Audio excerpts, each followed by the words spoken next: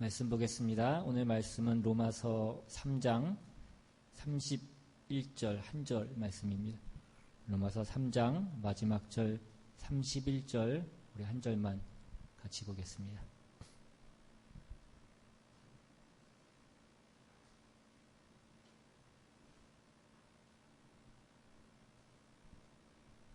우리 찾으셨으면 우리 한 목소리로 같이 읽겠습니다. 시작.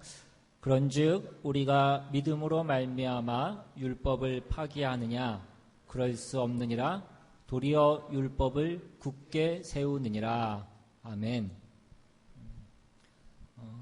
우리가 지난주에 이어서 계속해서 성경이 얘기하는 어떤 그 구원, 어떤 그 복음을 우리가 제대로 이해하고 있는지, 우리가 오해하고 있는 부분은 어디인지에 대해서 살펴보고 있는 그런 중입니다.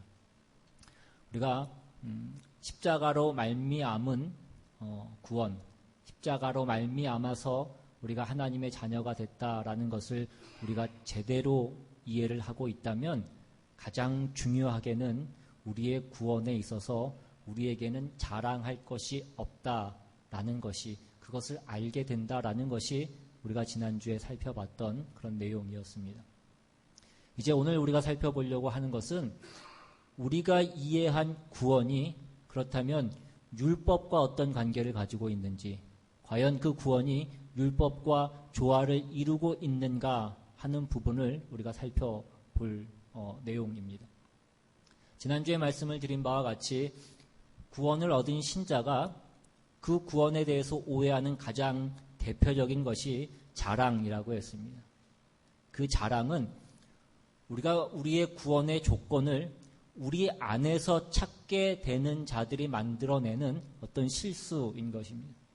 나는 내가 결단을 했다거나 내가 선택을 해서 내가 믿었다, 나는 저 사람보다 낫다라고 하는 그것이 어떤 모양이든지 간에 내 안에서 어떤 그 구원의 조건과 그 원인을 찾아내게 되면 거기에는 자랑이 반드시 나타나게 돼 있고 다른 사람보다 다르다라는 어떤 그 차별이 거기에 있게 된다라는 것을 우리가 보았습니다.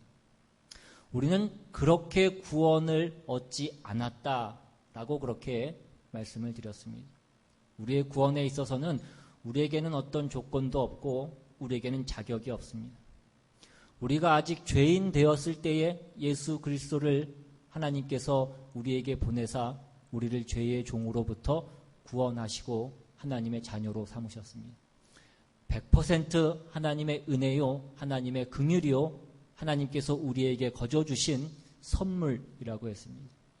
그런데 우리가 이렇게 말씀을 드리니까 이것이 또 어떻게 잘못가기 시작하냐면 이것이 또 반대의 어떤 극단으로 나아가서 그러면 결국 신앙이라는 것이 우리의 책임이나 우리의 선택이 아니라 하나님께서 우리에게 거저 주시는 은혜인 이상 우리는 그러면 모든 것을 하나님께 맡기고 구하기만 하면 된다라는 식의 어떤 일종의 신앙주의로 우리가 빠지게 되는 어떤 그런 잘못된 결과를 낳게 되는 그런 일들이 있더라는 것입니다. 율법은 우리를 구원할 수 없습니다. 우리가 앞에서 그 3장 21절에서 본 바와 같이 하나님의 의는 율법과 상관없이 율법 외에 우리에게 나타났다라고 그렇게 말씀하는 것을 우리가 보았습니다. 그러니까 오늘 본문에서는 그러면 믿음으로 말미암아 우리가 구원을 얻었으니까 우리가 믿음으로 말미암아 그 율법을 이제 폐하면 되는 것입니까? 라고 그렇게 묻더라는 것입니다. 오늘 바울이 뭐라고 얘기합니까? 전혀 그렇지 않다라고 그렇게 얘기합니다. 율법을 파하거나 무효로 하기는커녕 도리어 율법을 굳게 세우느니라 라고 그렇게 말씀하고 있습니다. 지난 시간에도 잠깐 말씀을 드렸지만 많은 신자들의 오해 가운데 가장 큰 문제는 무엇이냐면 우리가 그 칭의의 구원과 그 성화의 구원을 자꾸 혼동하는 데 있어서 어떤 우리의 가장 큰 문제가 있더라는 것입니다. 우리가 죄의 자녀로부터 하나님의 자녀가 되는 이 칭의의 문제에 있어서는 우리에게는 아무런 조건이 없고 우리에게는 아무런 원인이 없습니다. 그러나 하나님의 은혜로 말미암아 허락받은 이 구원을 이제 우리가 이 구원을 허락받은 이후에는 우리에게 책임 있는 그 신앙생활이 우리에게 요구된다 이것입니다. 이 부분을 성화라고 그렇게 얘기합니다. 그러니까 구원을 얻은 신자가 신자로서 살아야 될 그 책임은 이제 우리에게 전적으로 있는 것입니다. 그런데 우리는 보통 이 두 가지를 바꿔서 사용하기 일쑤더라 이것입니다. 구원은 내가 하나님의 자녀가 되는 그 칭의의 구원은 내가 선택했고 내가 믿어서 내가 그 구원을 얻은 것이고, 그 다음에 오는 성화는 내가 그냥 하나님께 주시옵소서 하는 것입니다. 나에게 좋은 성품을 주시옵소서, 나에게 믿음을 주시옵소서, 나를 거룩하게 하여 주시옵소서라고 하는 것. 여러분, 그것은 여러분 각자가 노력하셔야 되는 부분입니다. 그러니까 처음 구원, 칭의에 해당하는 그 구원은 선물로 주어지지만 그 다음에 오는 그 성화는 여러분 각자가 노력하시지 않으면 안 된다 이것입니다. 물론 지금 우리가 이 로마서에서 살펴보고 있는 내용은 칭의에 관한 것입니다. 어떻게 우리가 그 죄의 노예로부터 하나님의 크신 은혜와 그 십자가의 능력으로 말미암아서 하나님의 자녀가 됐는가 하는 것을 설명하고 있는 부분입니다. 우리에게는 아무런 조건이 없고 우리에게 아무런 원인이 없다라는 것을 우리가 확인했습니다. 그래서 우리는 자랑할 수 없다 이것입니다. 그러나 이 모든 것이 우리로 그 율법이 요구하는 그 율법이 이루어지도록 우리를 밀고 나가는 데에 그 모든 목적이 있다라는 것을 우리가 놓치지 않아야 된다라는 것입니다. 마태복음 5장으로 가시면 마태복음 5장 17절 이하에 예수님께서 뭐라고 말씀하시냐면, 내가 율법이나 선지자를 폐하러 온 줄로 생각하지 말라. 폐하러 온 것이 아니요 완전하게 하려 함이라. 진실로 너희에게 이르노니 천지가 없어지기 전에는 율법의 1.1획도 결코 없어지지 아니하고 다 이루리라 라고 말씀합니다. 그러니까 주님께서 오신 것, 즉 십자가는 율법을 필요 없게 만들거나 율법을 폐기하지 않으신다라고 그렇게 말씀합니다. 여러분들이 이 말씀을 명심하셔야 됩니다. 우리가 은혜로 구원을 받습니다. 그러나 그 은혜로 얻은 구원이 율법과 어떻게 손을 잡고 있는가 하는 부분을 우리가 놓치면 우리는 신앙주의로 빠지게 될 수밖에 없다라는 것을 여러분들이 주의하셔야 된다 이것입니다. 그렇게 되면 우리는 우리의 성화를 실패할 수밖에 없는 것입니다. 로마서 8장으로 한 번 더 가셔서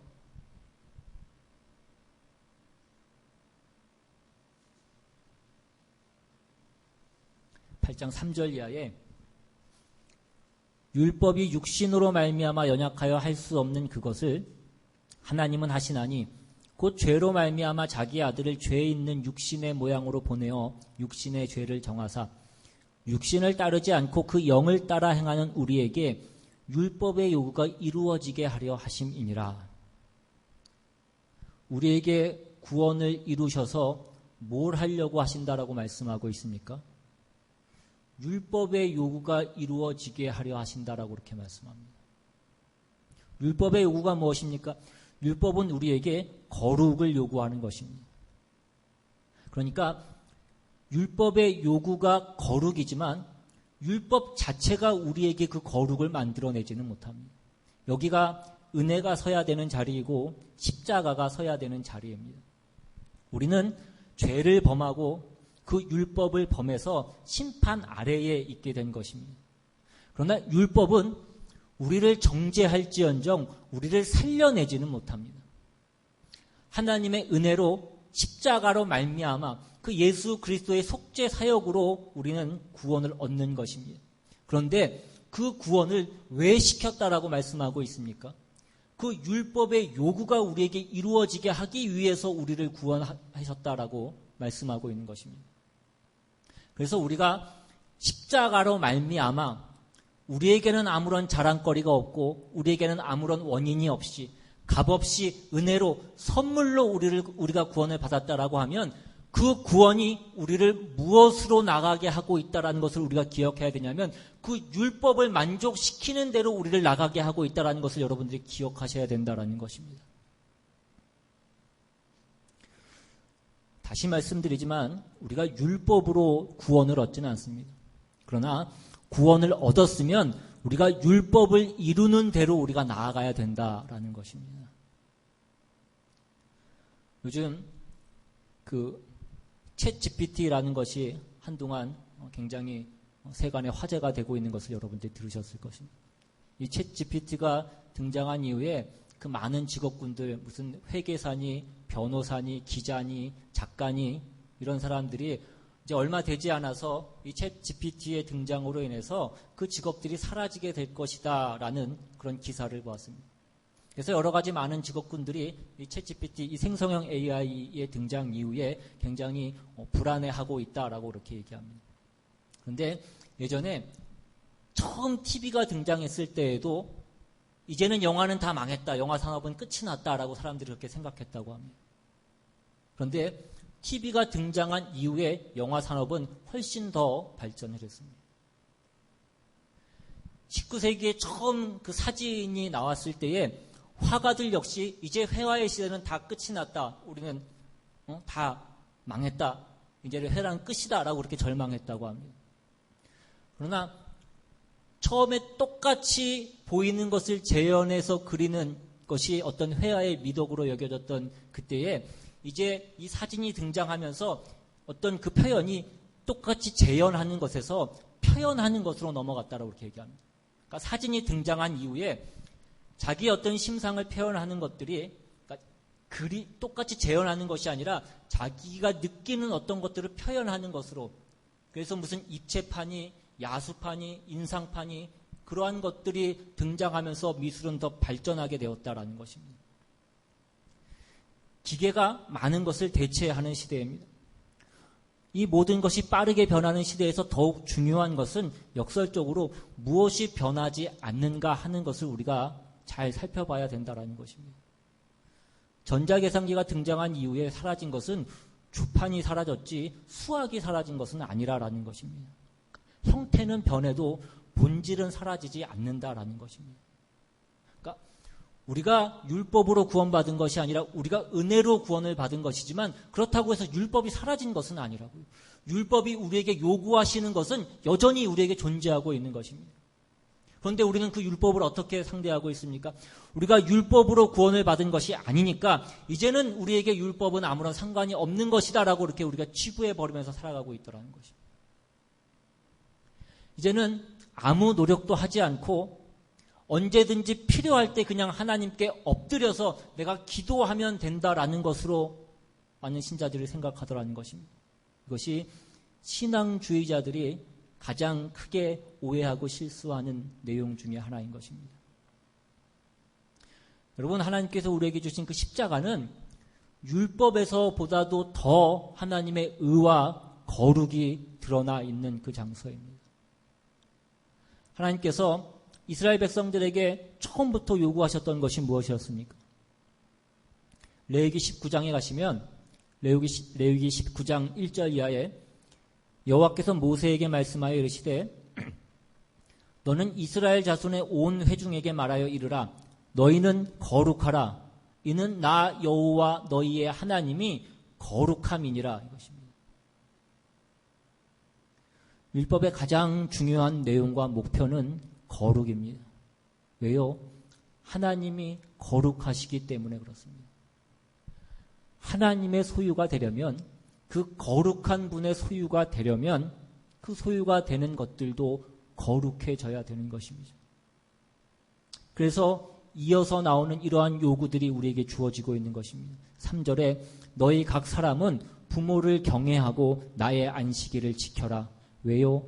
나는 너희의 하나님 여호와이니라. 부모를 공경하고 안식일을 지켜야 됩니다. 왜요? 그것이 거룩한 길이기 때문에 그렇습니다. 그것을 지키지 않으면 거룩해지지 않는다고요. 거룩해지지 않는 정도가 아니라 죄악의 자리, 하나님이 싫어하시는 자리로 가게 되는 것입니다. 그러면 하나님의 소유가 되지 못한다라는 것입니다. 이어지는 4절에 너희는 헛된 것들에게로 향하지 말며 너희를 위하여 신상들을 부어 만들지 말라. 왜요? 나는 너희의 하나님 여호와이니라. 이것입니다. 다른 것을 섬기면서 하나님 안에 있을 수 없다. 이것입니다. 이것이 율법의 요구인 것, 거룩인 것입니다. 하나님은 우리를 사랑하십니다. 그러나 우리가 죄를 지었어도 우리를 사랑하시기 때문에 그냥 없었던 걸로 하자라고 하지 못하시는 하나님이십니다. 그래서 십자가가 있는 것입니다. 우리가 지은 죄를 그냥 용서하실 수 없는 하나님. 그럼에도 불구하고 죄 지은 우리를 사랑하시는 하나님. 그래서 우리를 구원하시긴 하셔야겠고 그래도 그 죄를 그냥 넘어가실 수는 없기 때문에 그 죄를 십자가로 하나님께서 해결하시는 것입니다. 그의 아들 예수 그리스도를 우리 죄로 인하여서 우리 대신 십자가에 못 박아 죽이시는 그 하나님이신 것입니다. 그것보다 더 율법과 일치하는 하나님의 공의와 하나님의 거룩이 드러나는 또 다른 사건은 없습니다. 그래서 우리가 우리의 구원을 논할 때마다 우리는 하나님의 은혜로 하나님의 선물로 이 구원을 얻었습니다 라는 것과 함께 그러나 이 구원과 이 선물은 우리를 거룩해 하려는 하나님의 뜻입니다 라는 것이 함께 있어야 된다는 것입니다. 십자가로 구원받은 우리는 거룩으로 부름을 받는 것입니다. 그래서 우리를 어디까지 인도하시려고 하시는 것입니까? 마태복음 22장 36절에 보시면 어떤 율법사가 와서 예수님께 묻습니다. 36절 선생님 율법 중에서 어느 계명이 크니이까? 예수께서 이르시되 네 마음을 다하고 목숨을 다하고 뜻을 다하여 주 너의 하나님을 사랑하라 하셨으니 이것이 크고 첫째 되는 계명이요 둘째도 그와 같으니 내 이웃을 내 자신같이 사랑하라 하셨으니 이 두 계명이 온 율법과 선지자의 강령이니라. 이것이 율법의 핵심, 율법의 궁극적인 목표입니다. 하나님을 사랑하는 것입니다. 어떻게 사랑하라고요?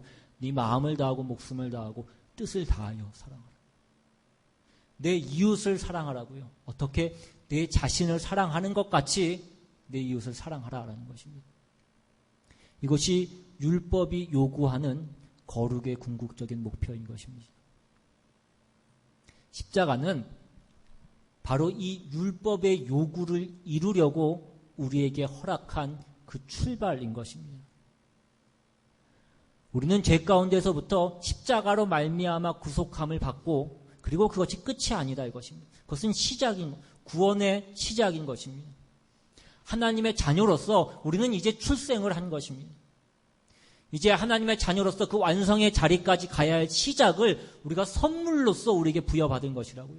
그래서 이제부터는 우리의 책임이 우리 앞에 놓여 있는 것입니다. 우리는 경건을 연습해야 되고 그 거룩을 실천해야 되고 하나님이 기뻐하시는 자리로 가기 위해서 우리 자신을 채찍질하면서 우리가 나아가야 된다는 것입니다.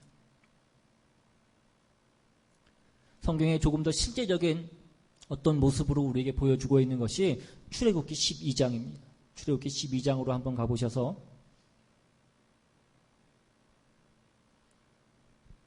1절부터 보시면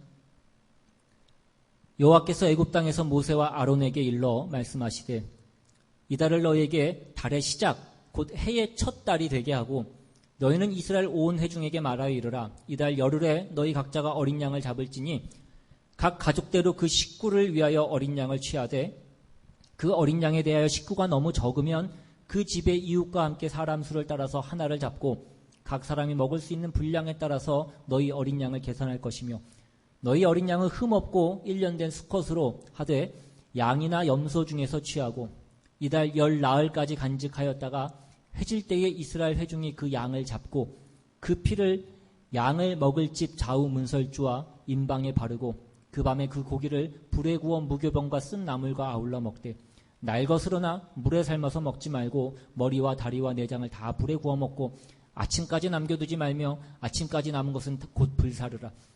너희는 그것을 이렇게 먹을지니 허리에 띠를 띠고 발에 신을 신고 손에 지팡이를 잡고 급히 먹으라. 이것이 여호와의 유월절이니라.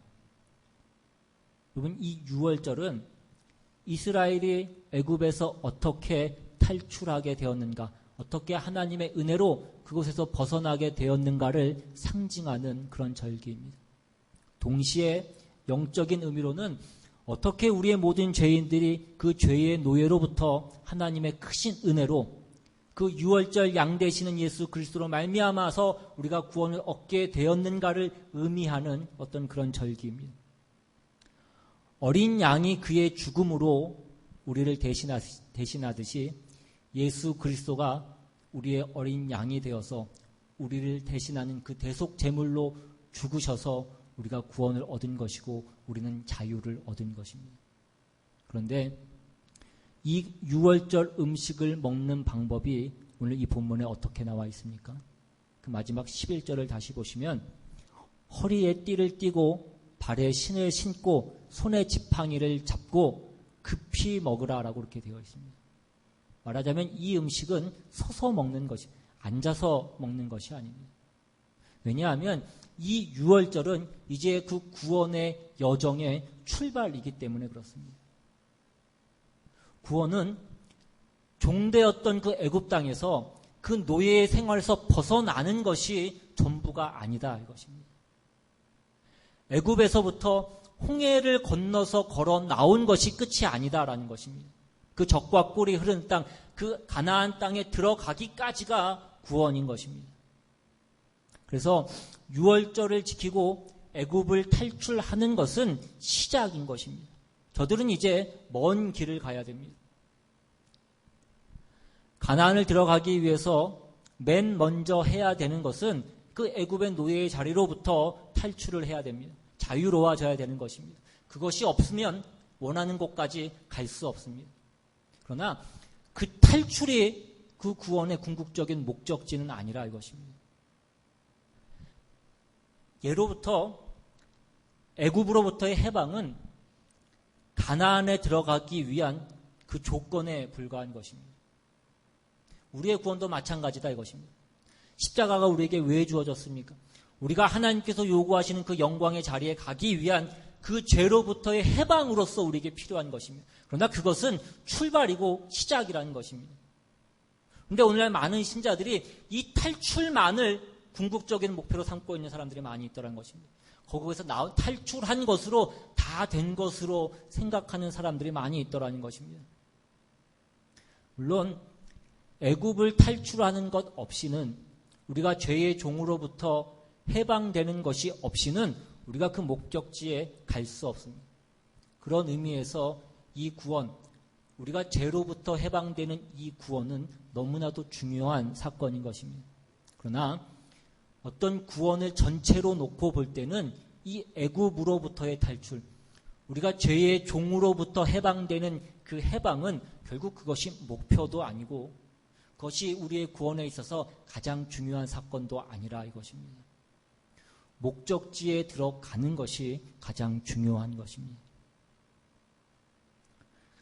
이 새로운 출발, 이 새로운 탄생, 죄로부터의 해방 없이는 우리가 영광스러운 자리에 갈 수 없는 것이 사실입니다.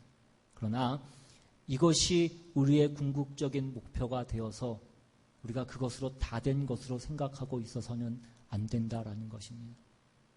그런데 많은 사람들이 홍해를 걷는 것으로 다 된 것으로 알고 그 홍해 바다 해변가에 앉아서 여유를 즐기고 있는 사람들이 너무나 많더라는 것입니다. 그리고 반대편 저쪽 애굽을 바라보면서 손짓을 하면서 이리로 오라 이리로 오라라고 하고 있는 것입니다. 이것은 우리 삶에 있는 구원의 여정 중에서 분명히 한 획을 긋는 중요한 과정 중에 하나이고 중요한 사건 중에 하나입니다. 그러나 그럼에도 불구하고 우리가 그것이 다 된 것으로 생각하고 그냥 거기에 머물러 있고 거기에 서 있다는 데에 우리의 어떤 신앙에 문제가 있는 것입니다. 그래서 많은 신자들이 그 신자들이 하는 어떤 신앙의 간증들도 보면 내가 어떻게 그 구원을 얻게 되었는가라는 것을 감격적으로 간증을 하고 그것으로 다 된 것으로 생각하는 경우들이 너무나 많이 있습니다. 그거 하나로 자기의 신앙의 어떤 평생을 우려먹으면서 살더라 이것입니다. 그런 사람을 대단한 신자라고 우리가 생각을 하고 왜 내 삶 가운데는 어떤 그러한 크나큰 경험과 어떤 기적적인 내용들이 없는가라는 것으로 아쉬워하고 그런 삶을 부러워하더라 이것입니다. 여러분이 구원을 얻고 신자로 부름을 받아서 여러분이 여러분의 신앙을 점검하고 다른 사람에게 보여줘야 될 어떤 책임 있는 모습은 뭐냐면 여러분이 하나님을 목숨을 걸고 사랑하는 일에 진전이 있는가? 내 이웃을 내 자신같이 사랑하고 하는 일에 내가 성공하고 있는가? 여러분들이 그것으로 점검해야 되는 것입니다. 거룩으로 여러분들이 물어보셔야 된다고요. 여러분의 신앙을 성품과 인격에서 여러분들이 점검해 보셔야 되는 것입니다. 어느 만큼 거룩해졌는가? 어느 만큼 내가 성숙했는가? 내가 어느 만큼 주를 닮았는가? 여러분들이 그렇게 물어보셔야 되는 것이지 무슨 약에 취한 사람처럼 무슨 술에 취한 사람처럼 나는 늘 기쁘고 나는 아무래도 좋다. 그것이 신앙이 아니라고. 오히려 신앙이란 기쁨과 감격의 연속이 아니라 오히려 갈등의 연속이라고 얘기하는 것이 더 옳은 것일 것입니다. 왜냐하면 이제 우리가 하나님의 자녀가 된 이상 그 율법이 우리를 지켜보고 우리를 채찍질하기 때문에 그렇습니다. 너 왜 거룩하게 살지 않는가? 라는 것을 끊임없이 우리에게 얘기한다고요. 이것이 신자가 된 다음에 우리가 겪는 현실적인 어떤 신앙의 상황인 것입니다. 여러분이 여러분의 신앙을 다시 한번 점검해 보시기 바랍니다. 여러분들이 예수를 믿고 난 다음에 맨 처음 여러분에게 찾아왔던 것이 무엇입니까?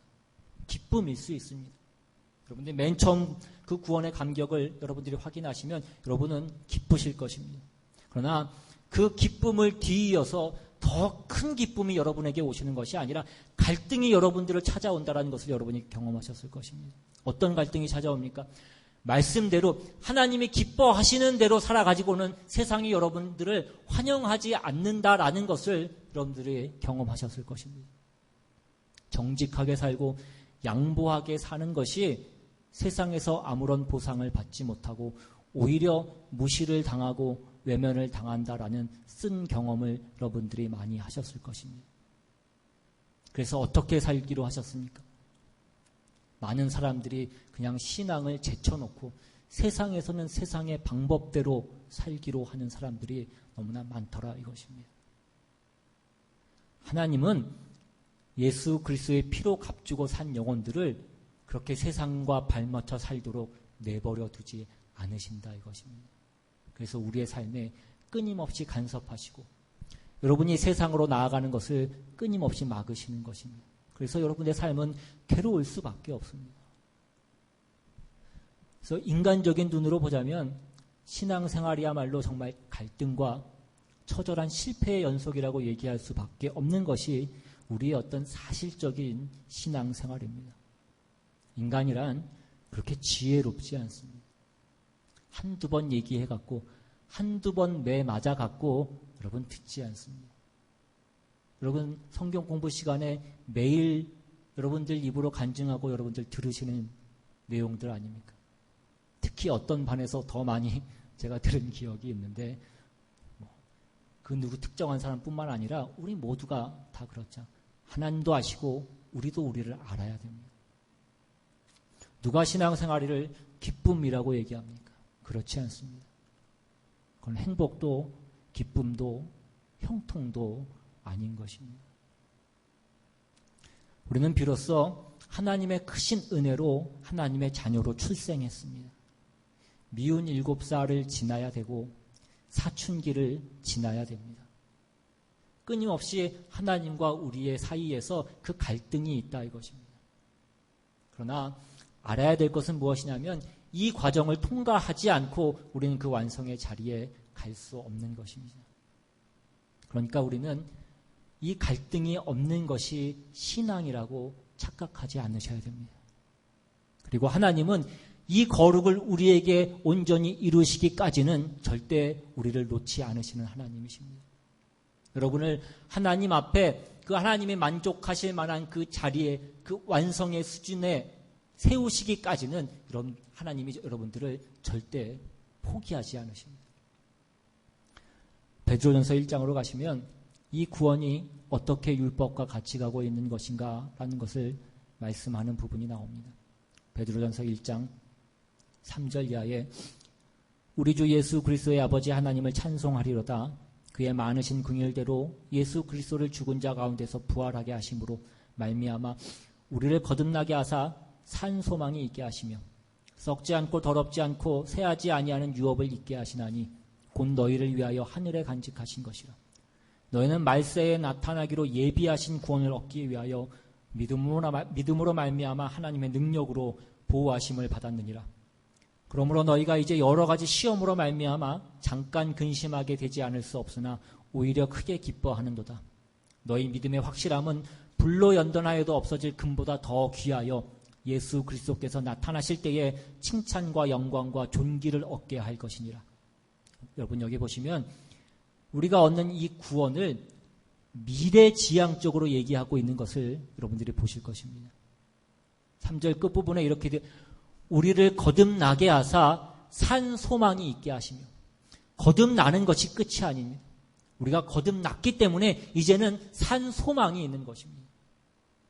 4절에 썩지 않고 더럽지 않고 새하지 아니하는 유업을 있게 하시나니 곧 너희를 위하여 하늘에 간직하신 것이라. 이제 우리에게 그 유업이 있는데 그 유업은 하늘에 간직하신 것이라고 얘기합니다. 그래서 5절에 보시면 이것은 말세에 나타나기로 예비하신 구원이라고 그렇게 말씀합니다. 우리가 예수 그리스도의 십자가로 하나님의 자녀가 된 것이 다가 아니다 이것입니다.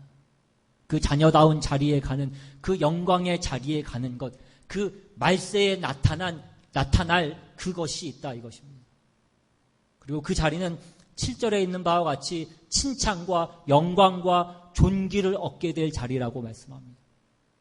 그런데 그래서 우리 앞에 무엇이 기다리고 있다라고 얘기합니까? 6절에는 우리 앞에 시험을 당해야 된다라고 얘기합니다. 7절에는 그 믿음이 시련으로 연단되어야 된다라고 그렇게 말씀하고 있습니다. 여러분 마음속에 그 헛된 것과 그 죄악의 뿌리를 뽑고 거룩된 것으로 완성되기 위해서 우리는 아직 죽지 않고 이 땅에 남아있는 것입니다. 우리의 완성을 위해서 하나님께서 아직 우리를 불러가시지 않는 것이라고요.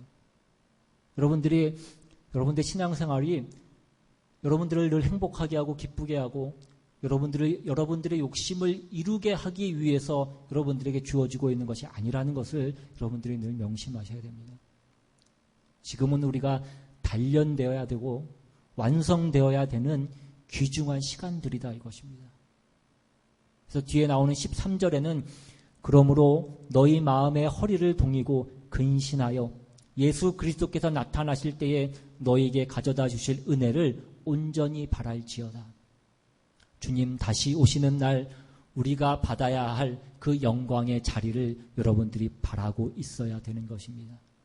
14절에 너희가 순종하는 자식처럼 전에 알지 못할 때에 따르던 너희의 사욕을 본받지 말고 오직 너희를 부르신 거룩하신 이처럼 너희도 모든 행실에 거룩한 자가 되라. 기록되었을 때 내가 거룩하니 너희도 거룩할지어다 하셨느니라. 이것이 우리가 이루어야 될 구원인 것입니다. 율법이 이루는 것입니다. 십자가로 말미암아 우리를 하나님의 자녀로 삼으신 하나님의 뜻이다 이것입니다. 여러분 거룩을 연습하시기 바랍니다. 거룩으로 나아가실 수 있기를 바랍니다. 거룩의 궁극적인 목표인 하나님 사랑하는 것을 여러분 목숨을 다하여 사랑하시고 여러분들의 이웃을 여러분 자신같이 사랑하셔서 그 영광의 자리에 서는 그 자리까지 온전히 나아가시는 그런 여러분 모두가 되실 수 있기를 바랍니다. 그 아버지의 성품에 동참하시고 그 예수 그리스도의 뒤를 쫓아가시기 바랍니다. 그것을 연습하시고 여러분들의 삶에 그것이 모든 내용과 모든 원리가 되도록 여러분의 성품과 여러분의 버릇과 여러분의 인격과 여러분의 실력이 될 수 있도록 그것을 만들어 나가시는 저와 여러분 다 되시기를 주님의 이름으로 축원합니다. 이 시간 같이 한번 찬양하고 또 한번 기도하기를 원합니다. 오늘 우리가 우리의 구원의 여정 가운데 지금 내가 있는 자리가 어디인지를 다시 한번 점검해 보시기 바랍니다. 우리가 이제 홍해를 건너온 것으로 다 된 것으로 생각하고 그 홍해 바닷가에서 우리가 그 여유를 즐기고 있는 것은 아닌지, 우리가 앞으로 나아가야 될 그 여정들이 우리에게 너무나 많이 남아있는데 그 길을 외면하고 있는 것은 아닌지, 우리가 여전히 그 가나안 땅에 들어가지 못하고 우리가 여전히 그 광야에서 헤매고 있는 것은 아닌지, 하나님 우리 삶 가운데 무엇을 만들고 계시는지, 오늘 내가 연습하고 오늘 내가 연단 받아야 되는 것이 무엇인지 다시 한번 잘 점검하시기 바랍니다. 우리 같이 찬양합니다.